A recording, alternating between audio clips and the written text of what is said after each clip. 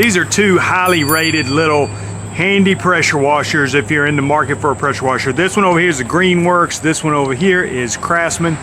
The Greenworks is 1600 PSI, the Craftsman is 1700 PSI. What I like about these, they're super light and portable. Both of them are gonna come with two nozzles. I'm gonna try to explain a little bit of the differences. The Greenworks has a 25-degree nozzle and a 40-degree nozzle, which is what I have on there now. Craftsman has a 40-degree nozzle and then also one of these round adjustable nozzles to make like a cone shape. And I'm gonna demonstrate, I'm gonna spray with the Craftsman one. That's the one I have hooked up right now. These are great if you're looking for something like washing the car, soft washing a house, something very easy, portable, maybe a boat. I would not recommend these personally to use like a big surface cleaner, like a round thing to clean your driveway with.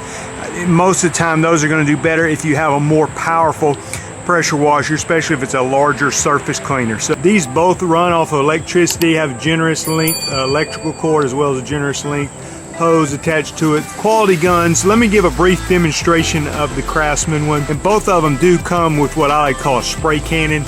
Come with a little bottle that you can take the end off of the gun and hook up this, and you can use like a foam concentrate made for pressure washers and soft wash your house or spray something on there before you come back and spray it with water to clean it off. So here's a brief demonstration of the Craftsman. I'm gonna put the 40-degree tip on there. So I was actually cleaning the other day with a surface cleaner, and you can see where I didn't get close enough to the edge here. So I'm gonna see if I can clean some of that up with this 40-degree tip.